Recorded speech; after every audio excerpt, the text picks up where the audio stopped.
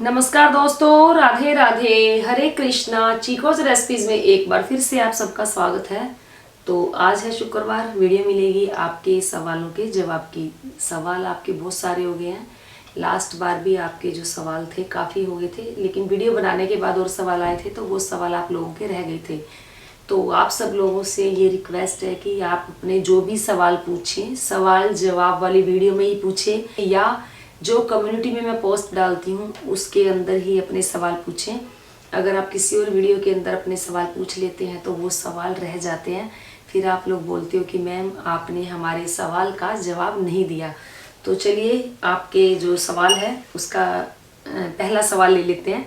ये लास्ट बार जो वीडियो थी उसमें से सवाल था। ये सवाल है ईशा का कि राधे राधे दी, राधे राधे जी, मैं अपने घर युगल जोड़ी लाई वृंदावन से और उनको पंडित जी से स्थापित करवाया और फिर 2-3 दिन बाद मैंने कृष्णा जी के पैर देखे कि उनके एक पैर में आर्क सा बना है और फिंगर है नहीं, और साथ ही में वो चौकी वाले कृष्णा नहीं है, राधा चौकी वाली हैं।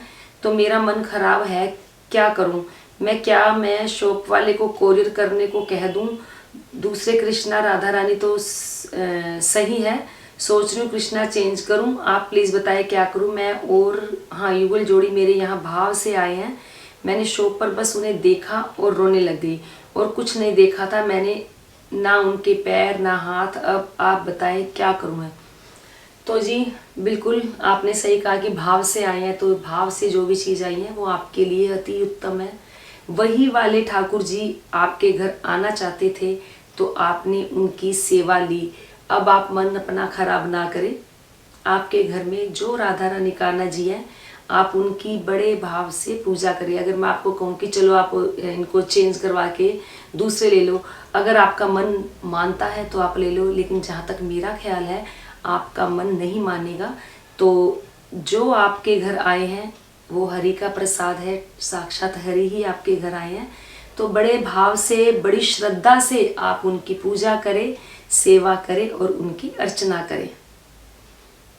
फिर सवाल है सीमा का कि राधे राधे दिया, प्लीज़ आपने बताया नहीं कि आपने कहाँ से रेकी सीखी है और आप मेडिटेशन कैसे करती हो, क्योंकि मैं डिप्रेशन की पेशेंट हूँ, मुझे भी डॉक्टर ने मेडिटेशन करने को कहा है, इसलिए मैंने आपसे पहले भी पूछा था पर आपने वीडियो में नहीं बताया।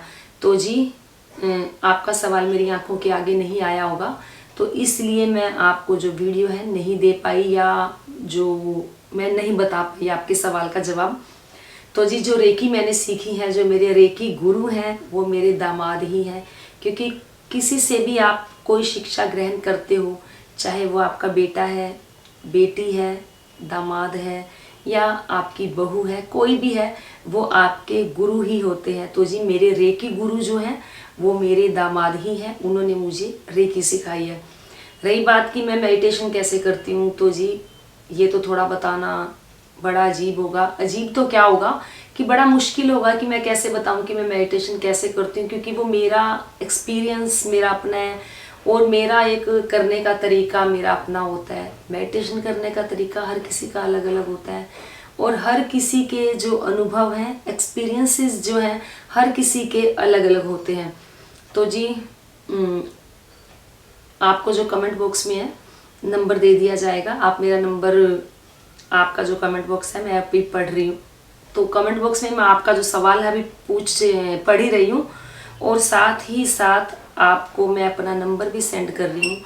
आप मेरे से फ़ोन पर बात कर सकते हैं, फिर मैं आपको समझा दूँगी कि मेडिटेशन कैसे करनी है, क्या करना है, क्या नहीं करना है।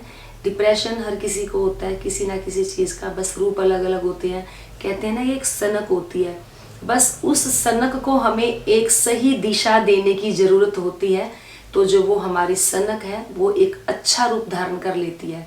तो बस आप मेरे से जब बात करेंगे तो मैं आपको थोड़ा सा समझा दूंगी। तो जी मैंने आपको अपना नंबर सेंड कर दिया है, आपके पास पहुंच गया, तो आप इस नंबर पर मुझसे कॉल कर लें, मुझसे बात कर लें। फिर सवाल है कैप्टन का कि राधे राधे मैम, मैं आजकल मेरा मन पूजा में बिल्कुल नहीं लगता, लड्डू गोपाल की सेवा कर लेता हूँ, मैं 10th क्लास में हूँ और 27 से एग्ज़ाम भी है, मेरी स्टडी में भी मन नहीं लगता। मैं प्लीज़ रिप्लाई करना कि मैं स्टडी और पूजा कैसे करूँ, मैं लड्डू गोपाल जी को अपना बेटा मानकर सेवा कर सकता हूँ। रिप्लाई करना। तो जी सबसे पहला तो ये है कि पूजा में मन लगे या ना लगे, जरूरी नहीं है कि आपको घंटों बैठकर ठाकुर जी की पूजा करनी है, घंटों बैठकर उनकी सेवा करनी है। अगर आपने अपने अंतर मन को शुद्ध कर लिया, अपने भावों को शुद्ध कर लिया, अपने विकारों को कम कर लिया या कम करने का प्रयास किया, वो ठाकुर जी की पूजा है। परोपकार किया, दूसरों के प्रति करुणा दिखाई, सहानुभूति दिखाई, दूसरों के प्रति अपने मन में संवेदनाएं हो, तो ये ठाकुर जी की सेवा है। ऐसा नहीं कि ठाकुर जी की बड़े अच्छे से पूजा सेवा अर्चना कर रहे हो और घर पे कोई भूखा आया उसको हम खाना तक ना दें, या दूसरों को दुख दे, तकलीफ दे अपने मन से, अपने वचनों से, अपने कर्मों से, तो जो ठाकुर जी की सेवा है वो नहीं मानी जाएगी। तो जरूरी नहीं है घंटों बैठकर पूजा करें। तो 10th क्लास में वो 27 से एग्ज़ाम है, तो वीडियो को अब बीच में फ्राइडे को वीडियो नहीं मिल पाई। ठाकुर जी से प्रार्थना करती हूँ आपके जो भी एग्ज़ाम हुए बहुत अच्छे हुए होंगे, और आगे जो भी रहते हैं ठाकुर जी आपकी पूजा सफल करें, और जो आपके जो एग्ज़ाम है अच्छे से हों। तो जी ठाकुर जी की पूजा में मन लगे या ना लगे, पूजा फिर भी करें। कहते हैं ना, मैं हर बार अपना ये दोहराती हूँ कि तुलसी मेरे राम को रीझ भजो या खींच, भूम गिरे जामे पड़े उल्टे सीधे बीज। जो किसान होता है, चाहे उसका मन नहीं भी होता तो भी वो अपने खेतों में जाकर फसल आने के लिए उनके अंदर बीज डालता ही डालता है। चाहे वो बिना मन से उसमें बीज डालता है, चाहे उल्टे बीज डले, चाहे बीज डले सीधे, लेकिन आप देखते हैं कि कुछ समय बाद जो उल्टे सीधे बीज गिरे हुए होते हैं वो भी एक पौधे का रूप धारण कर लेते हैं, चाहे किसान ने उसे बिना मन से अपने खेतों में डाला है। ठीक उसी प्रकार से कि अगर आप भगवान की पूजा कर रहे हैं, मन नहीं भी कर रहा तो भी करें, लेकिन कहीं ना कहीं उन पूजा का प्रभाव आप पर आएगा ही आएगा।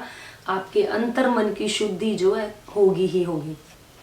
फिर सवाल है अर्चना का कि मैम क्या आप इस्कॉन से जुड़े हुए हैं क्या? तो जी बिल्कुल भी नहीं, मैं इस्कॉन से नहीं जुड़ी हुई हूँ। मैं तो अपने ठाकुर जी, अपनी राधा रानी से ही जुड़ी हुई हूँ। तो फिर जी कई लोगों के सवाल थे कि क्या हम एकादशी का व्रत कर सकते हैं, मैं अनमैरिड हूँ या लड़का हूँ या लड़की हूँ।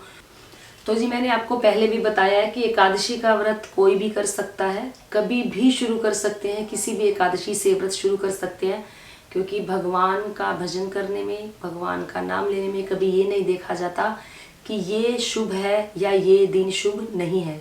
फिर सवाल है दी का कि राधे राधे भाभी कैसे हैं आप? मेरा सवाल ये है कि क्या आपको कभी ऐसा लगता है जैसे लड्डू गोपाल आपको दिख रहे हैं या उनमें प्राण है? क्या कोई चमत्कार लड्डू गोपाल ने आपके साथ किया है? क्योंकि भाभी जी मेरे साथ ये होता रहता है, मुझे कभी ऐसा लगता है कि लड्डू गोपाल मुझे देख रहे हैं, कभी सुबह उठाने के बाद ऐसा लगता है कि जैसे उनकी नींद आ रही है, और मैं जब घर में अकेली होती तो मुझे कभी भी नहीं लगता कि मैं अकेली हूँ। मेरे साथ चमत्कार भी होते हैं, कभी कभी लड्डू गोपाल और बाल राधा रानी को भोग लगाने में लेट हो जाता है तो मुझे ऐसा लगता है कि ये मुझे बोल रहे हैं कि इन्हें भूख लगी है, और कोई भी त्योहार आता है तो श्री जी अपने लिए कपड़े सबसे पहले मंगवा लेते हैं। और इसका क्या मतलब है, क्या संकेत है, ईश्वर मुझसे क्या कहना चाहते हैं? तो जी ईश्वर सिर्फ यही संकेत दे रहे हैं कि मैं आपके मन के अंदर, आपके अंदर ही विराजमान हूँ। तो संकेत यही होते हैं, भगवान कहीं नहीं है, हमें कहीं ढूंढना नहीं पड़ता, सिर्फ हमें अपने अंदर की यात्रा करनी होती है, अपने अंतर मन में जाना होता है, अंतर ध्यान करना होता है। तो हमें अपने अंतर मन में झांकना होता है और अपने अंदर देखना होता है कि भगवान कहाँ है, लेकिन होते हमारे अंदर ही है, लेकिन हमें इसलिए नहीं दिखाई देते क्योंकि हम अपने अंदर की तरफ नहीं जाते हैं, यानी कि हम अपने भीतर नहीं जाते हैं, हम उन्हें बाहर ढूंढते हैं।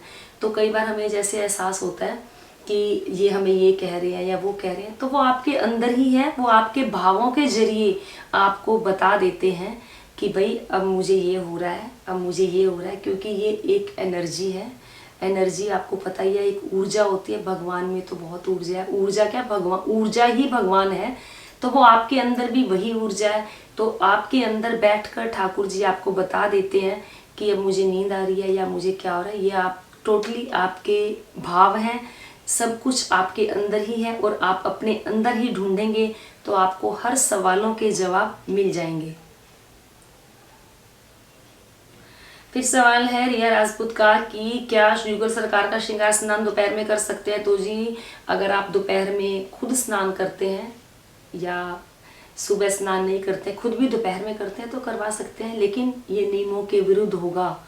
ठाकुर जी राधा रानी अपने घर में लेकर आते हो, बाल गोपाल को लेकर आते हो, तो सबसे पहले नियमों में बंधना होता है, क्योंकि वो नियम ऐसा नहीं कि हमें ठाकुर जी के लिए नियम बनाने पड़ते हैं, वो नियम हम अपने लिए खुद बनाते हैं, अपने आप को सुधारने के लिए बनाते हैं। कोशिश करूंगी इस पर वीडियो आप लोगों को अगली मिले कि ठाकुर जी राधा रानी और बाल गोपाल को लाने से पहले हमें अपने आप को क्या क्या बदलना होता है।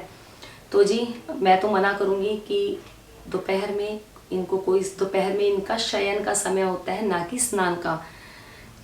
फिर सवाल है रंजीत का कि हम राधे राधे हेमा जी, राधे राधे जी, क्या हम एक दिन के लिए लल्ला को घर में अकेले छोड़कर जा सकते हैं? तो जी अगर आप अपने घर में छोटे बच्चे को पूरी रात के लिए घर में छोड़कर जाते हो तो आप इन्हें भी घर में छोड़कर जा सकते हो। तो अगर उन्हें साथ लेकर जाते हो तो आप इनकी सेवा किसी को देकर जाएं या अपने साथ लेकर जाएं। फिर सवाल है वरुण का कि लड्डू गोपाल को शंख से नहलाकर क्या वो शंख मंदिर में रख सकते हैं या नहीं? तो जी बिल्कुल वो शंख मंदिर में ही रखा जाएगा। फिर सवाल है उदयदान का कि नवरात्रों में माता रानी जी को अन्न का भोग नहीं लगता तो क्या सरसों के तेल के खंड जो जला सकते हैं? तो जी बिल्कुल नहीं जला सकते। सरसों के तेल की जोत, तिल के तेल की जोत जला सकते हैं, देसी घी का दिया तो जलता ही जलता है। फिर सवाल है शैली का कि कंजक पूजन में कितने साल तक की कंजक बैठा सकते हैं? तो जी कंजक पूजन में तो कहा यह जाता है कि जब तक जिस कन्या को पीरियड्स नहीं आते उतनी उम्र की ही कन्या को कन्या पूजन में बिठाना चाहिए, बाकी कन्या को नहीं बिठाना चाहिए, ऐसा मैंने अब तक सुना है। फिर सवाल है कान्हा जी से कि अगर हम चतुर्थी का चांद गलती से देख ले तो इसका क्या उपाय करें? तो जी अगर गलती से चतुर्थी का चांद, वैसे तो एक ही चतुर्थी जो होती है जिसे गणेश चतुर्थी बोलते हैं, जिसे कलंकनी चतुर्थी भी बोलते हैं, अगर उसका चांद गलती से देख लिया जाता है तो स्यमंतक मणि का जो पाठ है वो किया जाता है। तो आप स्यमंतक मणि का पाठ करें, और जो स्यमंतक मणि का पाठ भगवान श्री कृष्ण ने भी किया था क्योंकि उनके ऊपर भी कलंक लगा था। फिर सवाल है गोरा का कि युगल जोड़ी को सूतक में सेवा कैसे करते हैं? आंटी जी प्लीज रिप्लाई करना, हमें घर पे अपने युगल जोड़ी की स्थापना करनी है, होली जा चुकी है और कब करें आंटी जी? तो जी होली जा चुकी है, अभी चैत्र में नवरात्रे आएंगे, तो नवरात्रों में आप राधा रानी की कान्हा जी की स्थापना कर सकते हैं या एकादशी पर आप उनकी प्राण प्रतिष्ठा या स्थापना कर सकते हैं। फिर सवाल है चरणजीत का कि अगर मैंने किसी मनोकामना के लिए अनुष्ठान करना हो तो क्या इस महीने यानी कि चैत्र मास के कृष्ण पक्ष में संकल्प लेकर अपना अनुष्ठान शुरू कर सकती हूँ? Please reply. तो जी आपने बोला कि मनोकामना के लिए अनुष्ठान करना है तो बिल्कुल अनुष्ठान करें, मनोकामना के लिए संकल्प लें, लेकिन संकल्प अनुष्ठान का लेने से पहले आपको और चीज़ों का भी संकल्प लेना होता है। ऐसा नहीं कि हमने संकल्प ले लिया कि मैं मंत्रों का उच्चारण कर रही हूँ, लगातार मैं इतने लाख मंत्र करूँगी, इतने लाख उच्चारण करूँगी तो आपकी मनोकामना सिद्ध हो जाएगी, पूरी हो जाएगी, ऐसा कभी नहीं होता है। हाँ, ये होता है कि हमें ये देखना होता है कि हमारे अंदर जो ऊर्जा है, जो हमारी विल पावर है वो कितनी है, या जो अनुष्ठान हम कर रहे हैं उस अनुष्ठान के प्रति हमारी कितनी श्रद्धा है और हमने उसके अंदर कितनी एनर्जी डाली है और हमारे भाव कितने शुद्ध हैं और हमारे अंदर हमने क्या अपने विकारों को हटाने की कोशिश की है या नहीं की है। तो जी सबसे पहले इन चीज़ों का संकल्प लें। मेरा तो यही मानना है कि सबसे पहले संकल्प लें, 21 दिन अपने आप को आत्ममंथन के दें, या 41 दिन कम से कम कहते हैं कि चलिया होता है, 40 दिन कम से कम संकल्प लें कि मैं किसी की निंदा नहीं करूँगा या निंदा नहीं करूँगी, किसी की चुगली नहीं करूँगी, ईर्ष्या द्वेष घृणा ऐसा कुछ भी नहीं करूँगी। अपने आप को पूर्ण रूप से शुद्ध करें 40 दिनों के अंदर अंदर, और अपने अंदर इतनी ऊर्जा इकट्ठी करें कि जब आप वो अनुष्ठान करने जाएं, अनुष्ठान का संकल्प ले, तो 40 दिन में आपने जो अपनी ऊर्जा इकट्ठी की है वो ऊर्जा आपके उस अनुष्ठान में काम आए। तो जो आपका काम है फिर आप देखोगे कि कोई भी ताकत आपको उस काम को बनने से नहीं रोक सकती है। तो सबसे पहले 40 दिन या 21 दिन, वैसे 40 दिन अच्छे होते हैं, सवा महीना चलिया जिसे बोला जाता है, हनुमान चालीसा, दुर्गा चालीसा, शिव चालीसा, तो ये 40 का जो आंकड़ा है ये बहुत ही शुभ होता है, हर किसी में होता है। इसके अंदर जो हमारे चक्रास है या जो भी हमारे अंदर नेगेटिविटी है, इन 40 दिनों के अंदर अंदर हम एक प्रोसीजर करें जिससे हमारा अंदर से शुद्धिकरण हो जाए। आप ध्यान करें, आप पूजा करें, योग करें और जो भी प्राणायाम वगैरह है वो करें। तो बाकी अगर आपको चक्रास वगैरह का पता हो कि अपने चक्रों को कैसे शुद्ध करना है तो उन पर ध्यान दें, फिर आप अनुष्ठान करेंगे तो आपके अनुष्ठान में आपको सफलता मिलेगी ही मिलेगी।